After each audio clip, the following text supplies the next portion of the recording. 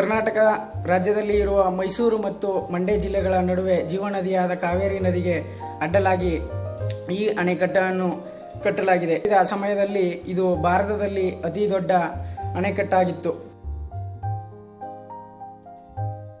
ಮೈಸೂರಿನ ವಿಶ್ವೇಶ್ವರಯ್ಯ ಈ ಅಣೆಕಟ್ಟನ್ನು ಕಟ್ಟಿಸಿದ ಇಂಜಿನಿಯರ್ರಲ್ಲಿ ಪ್ರಮುಖರು ಆಗಿದ್ದಾರೆ. ಈ ಅಣೆಕಟ್ಟು 8600 ಅಡಿ ಉದ್ದವಿದ್ದು 130 ಅಡಿ ಎತ್ತರವಿದೆ. ಸ್ವಯಂಚಾಲಿತ ಗೇಟುಗಳನ್ನು ಉಪಯೋಗಿಸಿದ ಪ್ರಪಂಚದ ಮೊದಲ ಅಣೆಕಟ್ಟುಗಳಲ್ಲಿ ಇದು ಒಂದು. ಕೃಷ್ಣರಾಜಸಾಗರಕ್ಕೆ 3 ಪ್ರಮುಖ ನಾಲೆಗಳಿವೆ.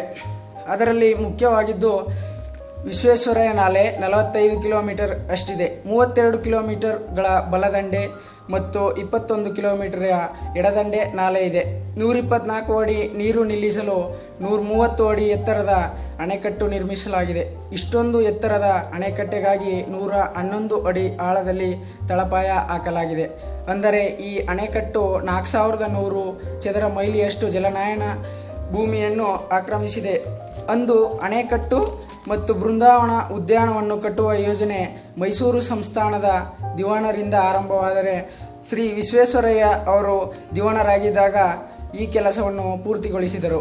ಈ ಅಣೆಕಟ್ಟೆಯನ್ನು ನಿರ್ಮಾಣ ಮಾಡಲು ನಾಲ್ವಾಡಿ ಕೃಷ್ಣರಾಜ ಒಡೆಯರು ತಮ್ಮ ಬಳಿ ಇದ್ದ 4 ಮೂಟೆ ಚಿನ್ನದ ಆಭರಣ, ಬೆಳ್ಳಿ ನಾಣ್ಯಗಳನ್ನು ಮಾರಾಟ ಮಾಡಿ 80 ಲಕ್ಷ ರೂಪಾಯಿ ಒದಗಿಸುವುದರೊಂದಿಗೆ 1911 ಅಕ್ಟೋಬರ್ 12ರಂದು ಯೋಜನೆಗೆ ಒಪ್ಪಿಗೆ ಸೂಚಿಸಿ ಕಾಮಗಾರಿ ಆರಂಭ ಮಾಡಿ 1932ರಲ್ಲಿ ಮುಕ್ತಾಯವಾದಾಗ ಒಟ್ಟು ಖರ್ಚಾದ ಹಣ 3,23,47,000 ರೂಪಾಯಿ.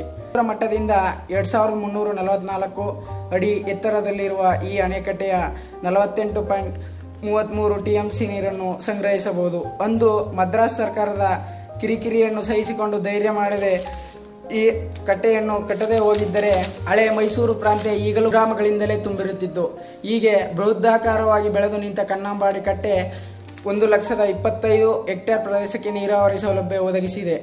ಬರಡಾಗಬೇಕಿದ್ದ ಮೈಸೂರು, ಮಂಡ್ಯ ಮತ್ತು ಚಾಮರಾಜನಗರ ಪ್ರದೇಶದಲ್ಲಿ ಹಸಿರು ನಳನಳಿಸುವಂತೆ ಮಾಡಿದೆ.